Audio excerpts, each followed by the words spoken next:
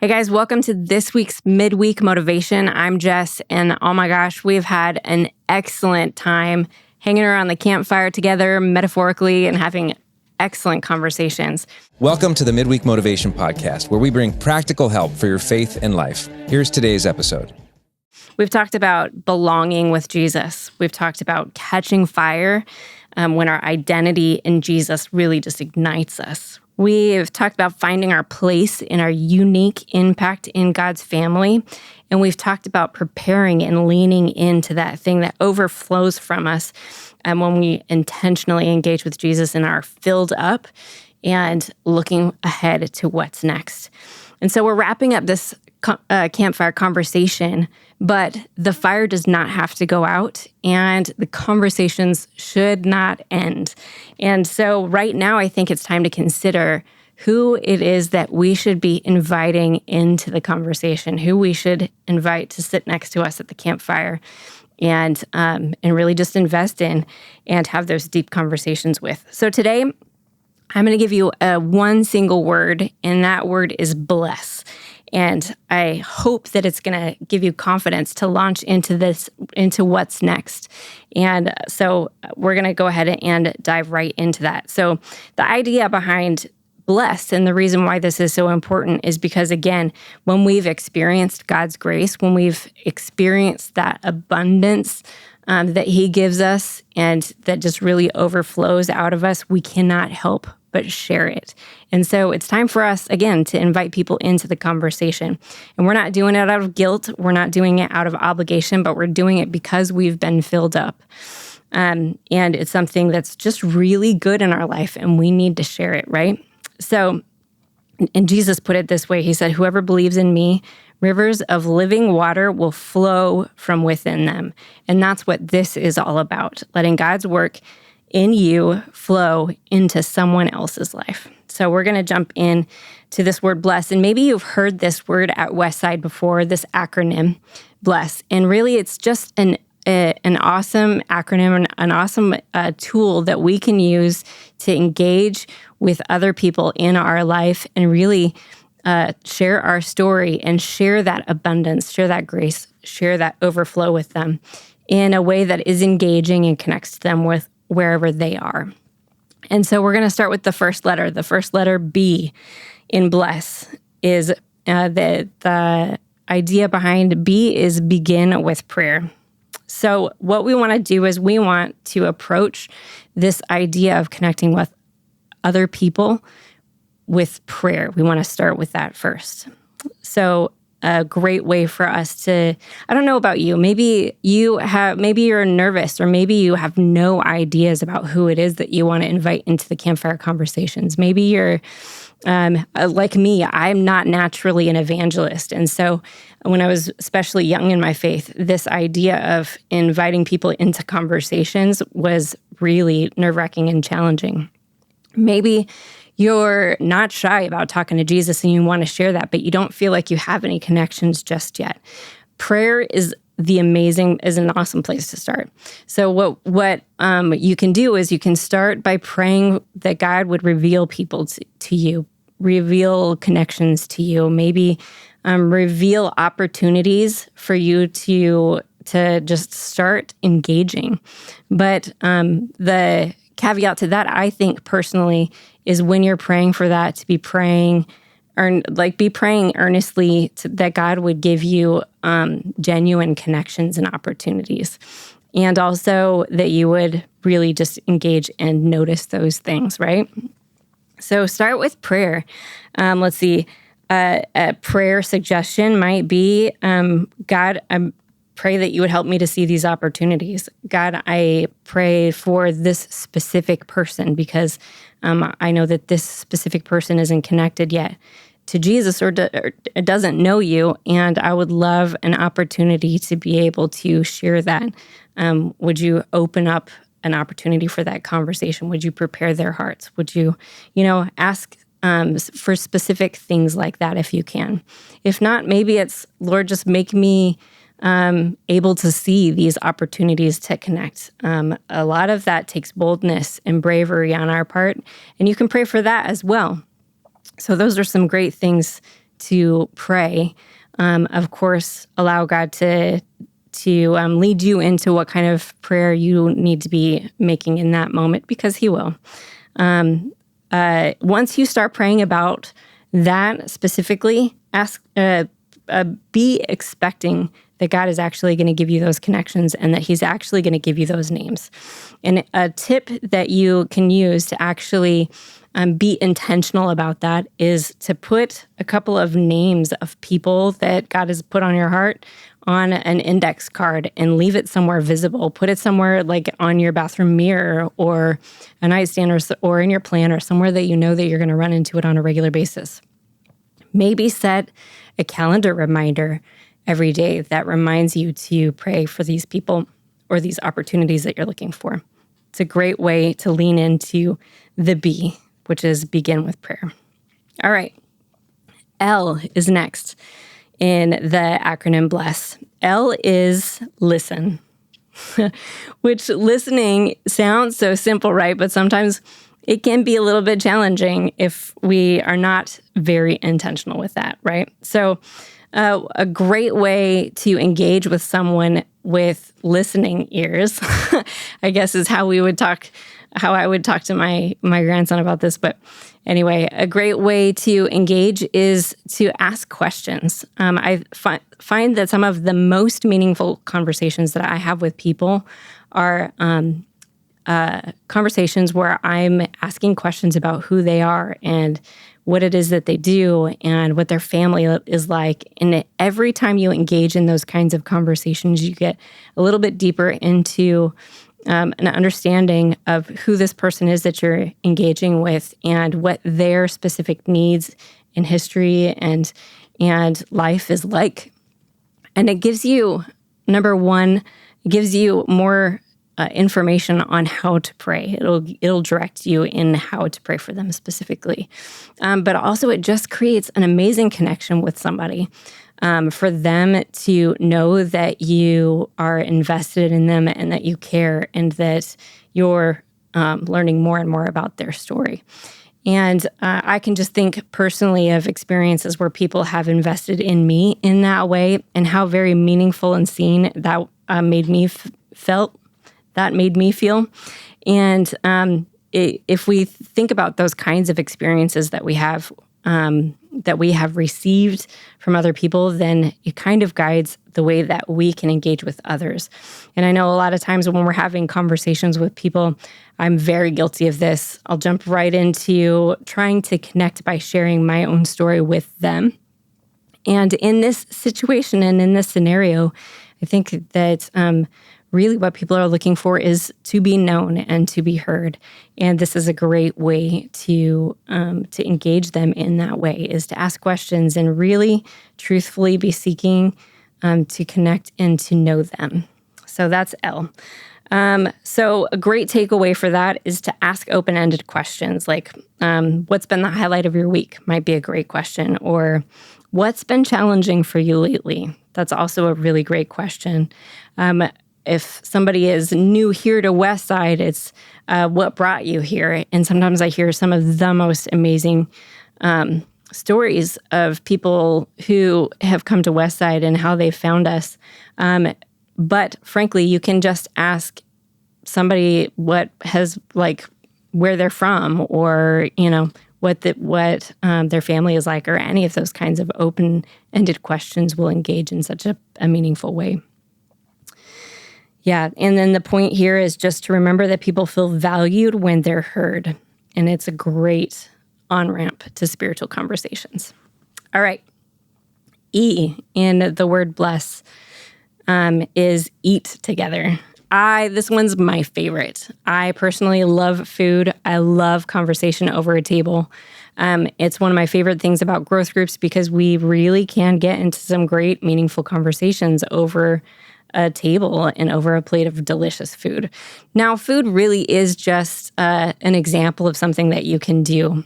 But ultimately, what it is that this encourages us to do is it encourages us to plan something, to engage with somebody through some sort of a meaningful connection event. Maybe it's volunteering together. Maybe it's going golfing. Maybe it's going to a paint party. That personally is one of my favorites. But getting together during an event or some sort of an engagement creates opportunity for more conversation and deeper conversation because you're both engaging in something together. And I don't know, there's something unique about doing something while having conversation that allows you to go deeper in that conversation because you're distracted in some way. And because there's some kind of a unity in doing something together, you know what I mean?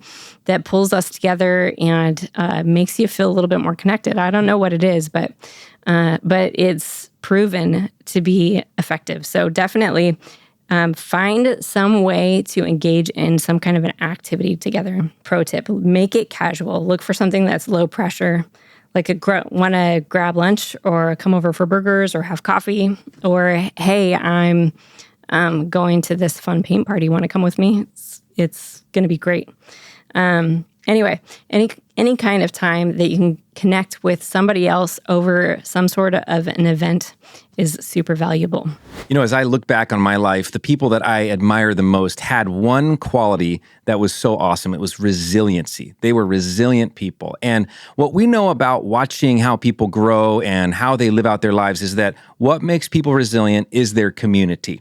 And I want to invite you to take a step into community. If you haven't already done that, if you're not a part of a group that gets together, a group where you're known and you know people, where you can share a little bit about yourself. You know, you have a good day, you can actually say something. You have a bad day, you can actually say something. You're not going at it alone. Community makes resilient people. And if you want to follow Jesus in a deeper way, if you want to get further down the path in your faith, I want to invite you into community. We specialize in this at Westside Community Church, and we've got groups of all kinds at all times. There's one for you, I promise. I want to invite you to look at westsidecommunitychurch.com/groups. Go browse right now. Find a group that meets your schedule. Start there and meets your interests and sign up and check it out because it's going to make a big difference in your faith. All right, the first S in the word bless. Find a practical way to meet a need. Some examples of that might be, so the way that you can kind of find these activities is through this conversation and this relationship that you're developing.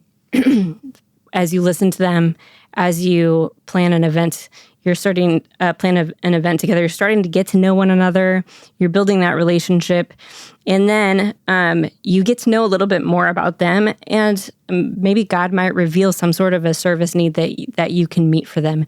Maybe they are looking for somebody to watch their kids. Maybe there's an injury or something and you can go mow their lawn for them. Maybe they can, I'd use help replacing a window or something. I don't know. But any kind of serving opportunity where you can be the hands and feet of Jesus. You know, you're really developing this type of relationship that makes them know that they can count on you. And again, that's that overflow, that thing that is just coming out of us because what we have received from Jesus, and we can pour out onto another and really help them to know that you've got their back, that you're walking with them in life, and that you care for them and can serve them. A good thing to remember in this is that this is an example that we see in the Bible, and that is that small acts done in love open big doors for gospel conversations. The fifth letter in the word bless, B-L-E-S-S, is share your story, right? So sharing your story is really where we want to land, right? This, again, is that overflow. It's the thing that really compels other people to take their step to join you where it is that you are with Jesus. And it's the most exciting thing. But we do have to kind of be careful about how we do this, right? Because number one, from our perspective, sometimes it can be intimidating. But also from the recipient's perspective, if we're not real careful about it, it could not land the right way. And so there is the right way to do this. And the best way to do it is in a built relationship, which is why this BLESS acronym is so valuable and helpful in helping us to engage. So one of the privileges that I experience myself when I get to share my story is connecting with somebody in a way that is encouraging and that really lifts them up, that I get to share the hope that I have in Jesus because of what it is that he's done in my own life, and encourage somebody else knowing where it is that they are in their life. And so I love, it's such a privilege to be able to share that and encourage that in somebody else.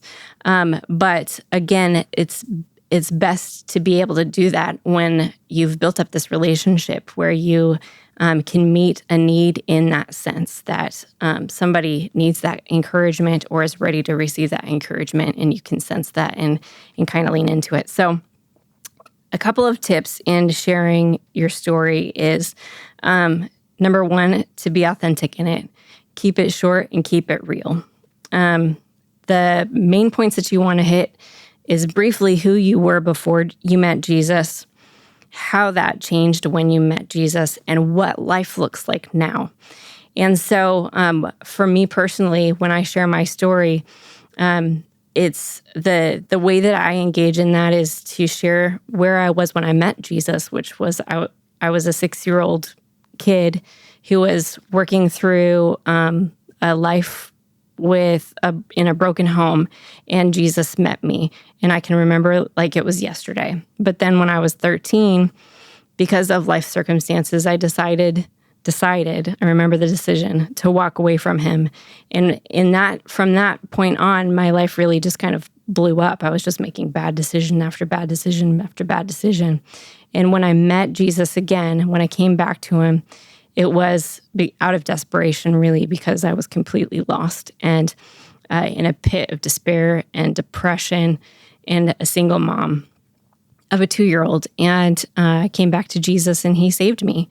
And that's the basics of that. And then from there, God helped me to renew how what my vision was, or what life looked like for a good, healthy family, which is what I really longed for, is to raise my kid up in that kind of an environment. And then from that point on, I found community and I got support, and now I have purpose and an amazing life. And that's all because I decided to follow Jesus and was surrounded by his people. And so I love to be able to share that story to encourage people. And it really is as simple as that. I think that a couple of key things that's really important to keep in mind when you're sharing your story is, again, to keep it real, keep it authentic, and to keep it short. Also, to make sure that you highlight God's grace in that situation, and highlight how you've received that grace, and how you're trying to share that with them. So after since we dove into all of those details, now I just want to encourage you to put this into practice. So here's a couple of challenges for you over the next couple of weeks. Start with prayer. Start with asking God to reveal who it is that he wants you to invest in and engage with. And write those names down. Maybe it's 1, maybe it's 3, maybe it's 5. And then start engaging in this process with these people.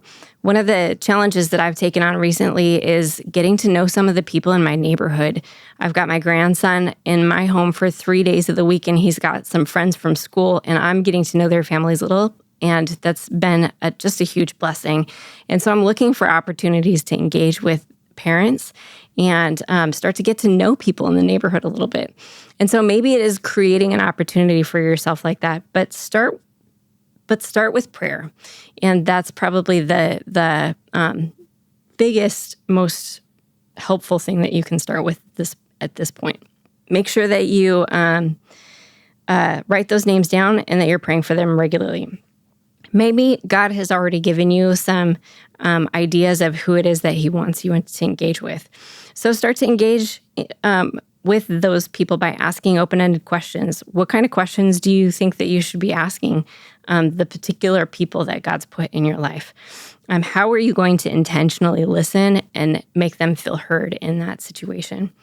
Plan an event, plan a lunch or a coffee, or go to Topgolf with somebody and invest in having some fun and really getting to know somebody a little bit better in that scenario. Find somebody to serve practically. What's a simple thing that you can do that just shows some care and really lifts somebody up in a time of need? And I guess the last thing is, if you've already invested in people and you've got these people in your life and you're ready to share your story, think through how it is that you might engage and ask prayerfully for God to give you the right words, because we know that it's not actually us who makes that difference. It's God, and we need to be surrendered to that process for sure. All right. So make sure that you write down this acronym BLESS. Be prayerful, listen, eat with somebody, plan something, serve, and share your story. And be ready and prepared for God to do some awesome things in this as you work through this process, all right? So thank you so much for joining us in this Campfire Conversations series. It's been such a blessing to be here with you. And I just want to remind you not to let the campfire go cold. It can still be hot, blazing, blazing hot. Let's take what God has done in these last 6 weeks and put that to work in everything that we do as we try and engage with people that God's bringing to us, to be prayerful for, to listen to eat with, do something fun with, to serve, and to share our story with, and pray expecting that God's going to do some pretty awesome things. We hope you enjoyed this episode of Midweek Motivation. To make sure you don't miss any content in the future, please subscribe, share, and if you enjoyed this, give us a like.